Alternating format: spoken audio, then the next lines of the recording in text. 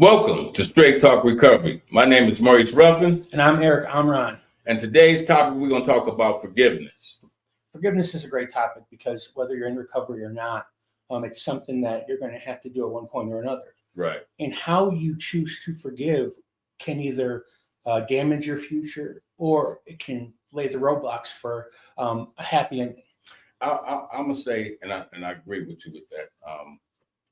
It's hard sometimes to forgive, but and even in the Bible it says, you have to forgive because you want your heavenly Father to forgive you. Yeah. And the approach of forgiveness. You get what I'm saying? Yeah. Some of the things we've done in our addiction, we want people to forgive us or even to say to them like, hey, I did this, I didn't mean to, but my addiction had a hold of me and I'm sorry for what I've done. I didn't mean to hurt you or disrespect you in any type of way. Right. Just explaining that and then looking for that forgiveness from that person. It can be damaging. Yeah. So one of the things that I try and keep in mind is if I want to be forgiven, I have to forgive, right? Because you can't be a hypocrite. Like, I'm not going to forgive this person, but I want this person to forgive me.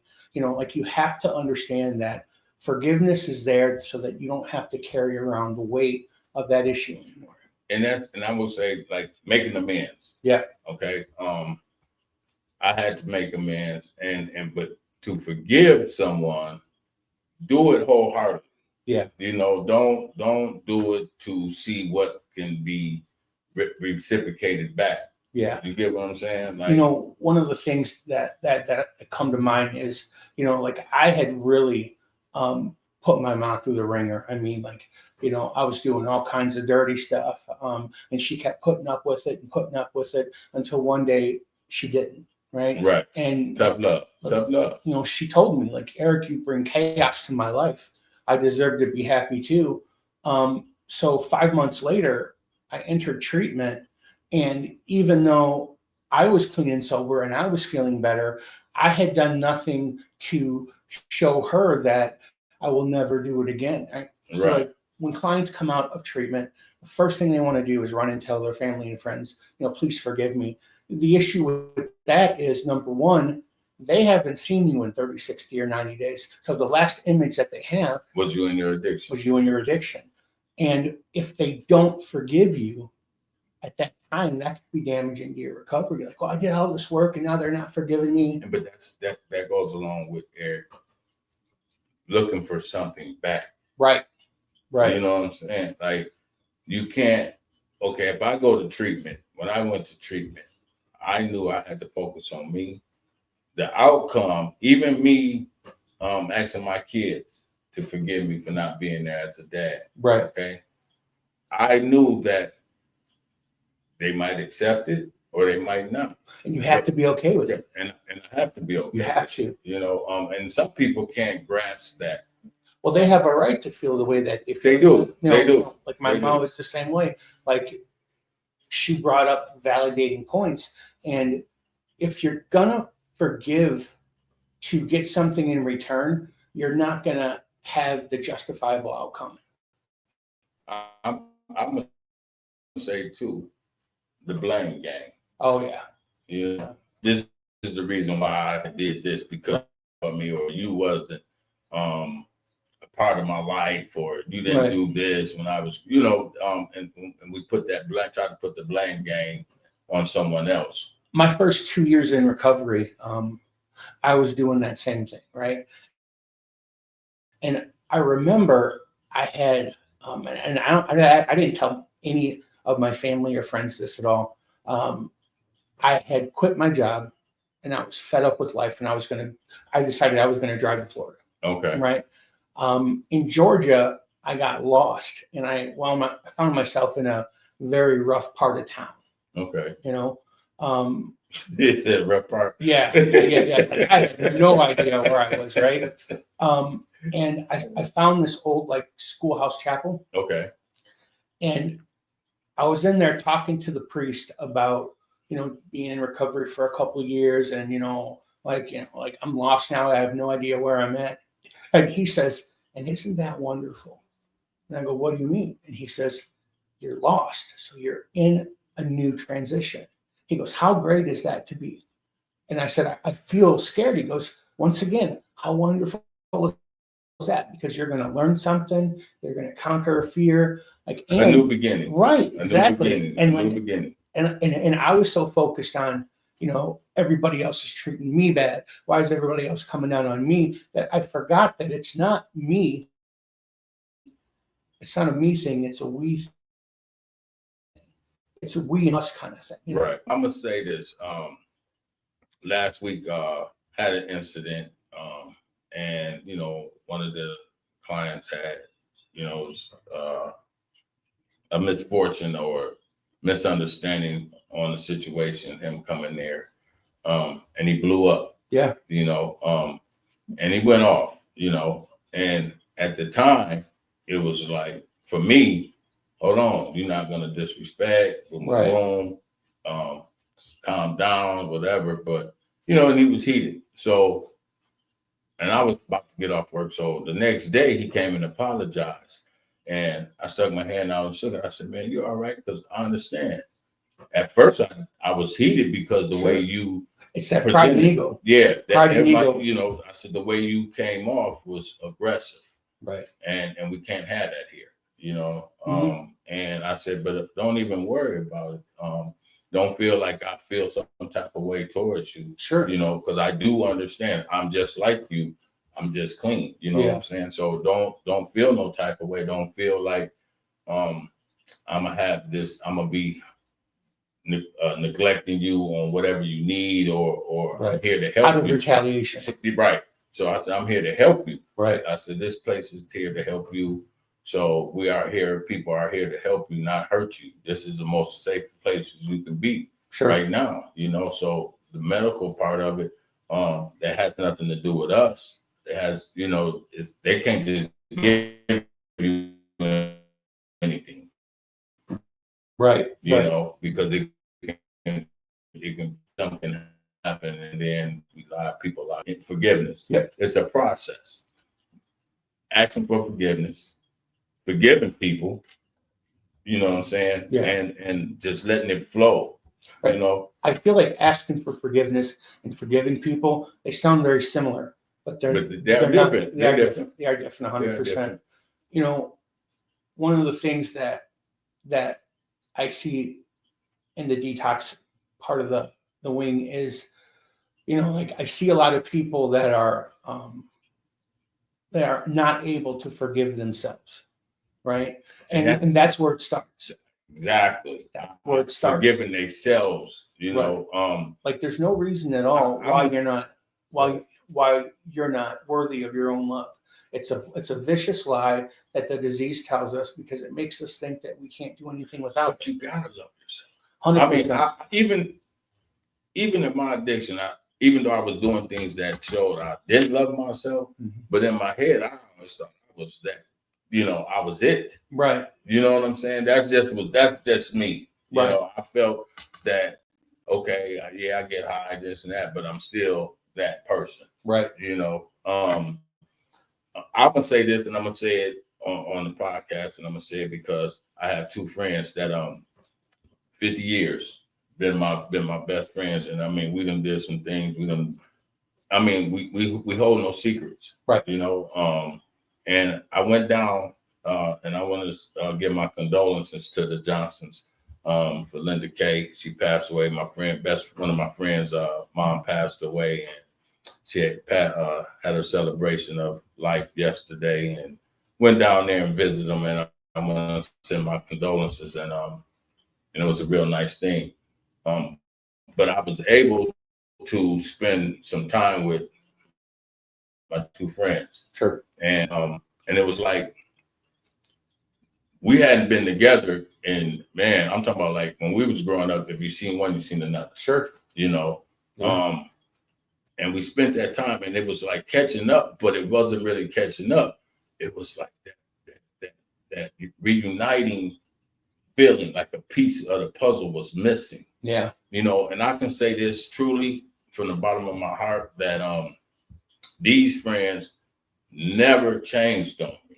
Yeah. You know, they didn't partake in the BS that I was in, Right. and I never brought it to them.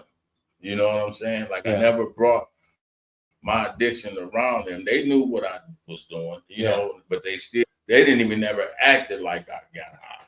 Right. You know, they knew I got high. They see me walking the streets and all that stuff, but they still pull up and, hey, what's up, man? Boom, boom, and talk to me as though we still was being around each other, you know. And yesterday was the day that we spent some time together and just really talked and kicked it, man, and laughed and joked. And it felt so good, man. It was like, man, that piece of the puzzle was missing out of my life, even in my recovery. And I gotta apologize to them, and I'm doing this now, Melvin and Jack, because I always was feeling like they distanced themselves from me, but it wasn't them. Right. You know what I'm saying? 100%. I do understand they don't live that lifestyle. Right. I do understand. Now, in the past, we had our lifestyle. Yeah. Now they grown men. They living a life, with wives and kids and grandkids and paying their bills and working jobs. Stability. You know? They grew up. Right. You feel me? 100%. They grew up, and I didn't. You know what I'm saying? I didn't grow up. I was still being out there in the madness, and I felt like that at one time. You know what I'm saying? Yeah. But deep down inside, I knew they loved me. I knew that they was always my friend. It was never no doubt of that in that aspect. Right. But you know, and I will ask them to forgive me for even having that thought. Yeah. You know, to even let that come into my brain, that they wasn't there for me. You know what I'm saying? But they was always there. You know what I'm saying? They was always there, and I know that. And yesterday was like one of those redefining moments. Yeah, that reconnecting. Man, it was a beautiful thing. We just sat down and ate a pizza, man, and just chatted up and kicked it, and it was beautiful, you know. Yeah. And so I apologize to my homeboys, you know, and my best friends. They gave me their family just as well as I gave them my family. Yeah. You know what I'm saying? Makes perfect sense. And my mom, I talked to my mother today, and the most beautifulest thing she said, they just sat out on the porch and they talked, and it was a beautiful thing because she seen us reconnecting. Yeah. You know what I'm saying? We reconnecting. And that's what recovery is generally designed to do. You know, for example, like addiction is designed to disconnect you from your money, from your friends, from your items, from your life, right? Recovery is just the opposite. It's designed to reconnect you with your friends, your family, you know, your money, your life, and you can learn it. Exactly. And learn it, and that's why this on August 23rd, I want this picnic to be so nice, man, because I want people that's in recovery to come and reconnect with people that they started their recovery. Right. So I'm glad you brought up the picnic, because now it's time for us to brag a little bit about who's going to be there. Okay. Right? Okay. So Tammy is going to be there. And she'll be doing haircuts, donations. Yeah, by donation. And then we got Nico the barber. Nico the barber is coming. Cuts for recovery. Yep, he'll be there too. So bring your kids, bring anything. Bring your dogs. The only thing you can't bring is beer, liquor. Exactly. Right. We're gonna ask you to leave. Yeah. And it's right on the waterfront of Boyne City. Yeah, beautiful area. We got a play area for the kids. We're gonna have games going on, a contest or something. We got some prizes. Yeah. It's gonna be real nice. Please show up. Sure. And just reconnect with, you know, with people that's started your journey, people that you've met in your journey. Right. You know, and some old friends that, hey, you haven't seen, and maybe, you know, bring some friends that's never been in addiction. Bring them so they can see that we can change. Right. That our lives are important. And we striving to do better. Yeah. You know. So all the food is going to be by Mel. By Mel. Melly Mel gonna be frying up some stuff. He can cook. That man is a chef, straight He up. I call him gourmet cook. Gourmet I call him Mel. That's what gourmet I'm cook. talking He used to about. cook at the house. Yeah. So we got a lot, going on August 23rd. It's gonna be real nice. One of the things that I'd like to start is to make this an annual thing. Like this would be the first annual. That's that and the prom. Right. Yeah. That's what's up. And the prom. That's The what's up. prom. I mean, people came out on the prom night, and man, they dressed up, man, and it feels good to put on clothes, to really look nice and Right. and dance. Then we have what's the name that plays the music? Russ. Oh yeah. Russ, music by Russ. That man can throw it down. He actually can sing, man. Yeah. Damien, the comedian, he's coming up. I can't say for sure, but he said he wants to come and do a clean show. Damien, you hear me talking to you? Right. But he wants to come up and hopefully we can get him and put something together. That'll be beautiful too. We're working on that right now. Other than that, hey, it's gonna be lovely. It's gonna be beautiful. You know what it kind of reminds me of? It's one of those old school block parties, right? Where they shut the block down and like everybody's in and out of everybody's houses. And yeah, and you know what? I'm gonna say this. I went to my friend's house after the people gathered at the house afterwards. Sure. And it's a street when people in Grand Rapids know I'm talking about Prospect, and kind of it's not a long street, but their block, okay. It was, and that's what it was. That's what it felt like, when everybody was there. They showed up for Linda Kay. They showed up and showed out. Good. Her son Sean said a beautiful thing about his mom, man. Yeah. It was touching to me because he remembered something, and it always stuck with him. And that was something between him and his mom had, and it was those moments, man, makes life like, man, it's worth keep doing this, And I took my mom to the funeral. Me and her hung out for a minute. That's so cool. Yeah. And that was the thing, man. When I went down there, the little time I do get a chance to spend with her, and showing her what I'm doing and how I'm doing. You should invite her to the block. She is. Yeah, she's coming. She's coming. She's gonna come up. She came up here a month ago and spent a weekend with me. And that's the thing that what I can give her.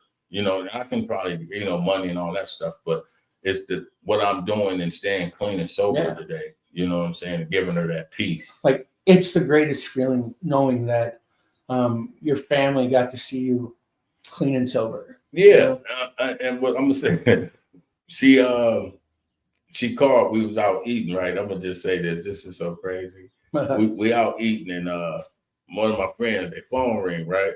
So I look, and I see her name on there, and she's like, "Where you at? Is Maurice with you?" And she has a valid because of the past. Yeah. See, that was valid. And I didn't take it offensive. I didn't take it like, man, why are you doing this, hounding on me or none of that. I didn't feel like that. I just laughed. I said, who she work for? Who she work for? But she's just being concerned. She loving what her son is doing. Yeah. And she don't want to see it mess up. What I'm saying? That would just crush her. You know what I'm saying? So that was just kind of a moment like, oh man, that's what's up, man. Yeah. But yeah, man, we forgiveness is a big thing, man. We got to forgive, and we got to be patient when we asking people to forgive us, right, for the behaviors that we had in our past and our addiction, right, or just in life in general, man. Some things we do, and it's like I said, it's just like making amends, but we got to make amends to everybody we ran across at some point. Yeah. In our lives, but those who we ask forgiveness is those closer in our lives, family, friends, close friends, even co-workers. Yeah. So Yeah, that was a good topic, man. I really appreciate that you Great picked that topic. Yeah, today. for sure. It's a good, Um, good topic for everybody. And we're trying to do this every week, you know, Every that week. every week, and we'll try to keep upgrading it and putting out messages out there to everybody. We love the sick and suffering, and those who not sick and suffering. Help put your hand out and give them a hand, because and I want to say this too. And I seen a friend of mine that growing up, you know, he's still out there in the wilderness, and you know, and I gave him a talk, you know, and I said, man, I'm not here to preach to you. I'm just saying it's time. You know, those things that you know you indulging in is not the thing to do no more. Right. Like it's not, where's the fun at? You know, and I threw some things out there that if you was in that addiction process, you would know what I'm talking about. Yeah. You know, like, man, what is you looking for? Like, where's the joy at in what you doing? You know, and I'm not saying I'm better or none of that. I'm just saying ain't nothing there. Right. You just, you know, just get out of that fog, that repetition, that hamster on the wheel thing. Yeah. You know what I'm saying? And you know, and I told him how to, you know, reach out to the program, man, and come to the program and get, you know, get his shit in order. Right on. You know? Yeah. So what you think, E? I think it's a great topic. I think it affects everybody that's in recovery or not. How we forgive someone, it determines how we are forgiven as well. Exactly. You know? And like just straight honesty. Yeah. Like just be the way that you want to be treated. And I'm gonna say that. I'm glad you said that. How do we want to be treated? With dignity and respect.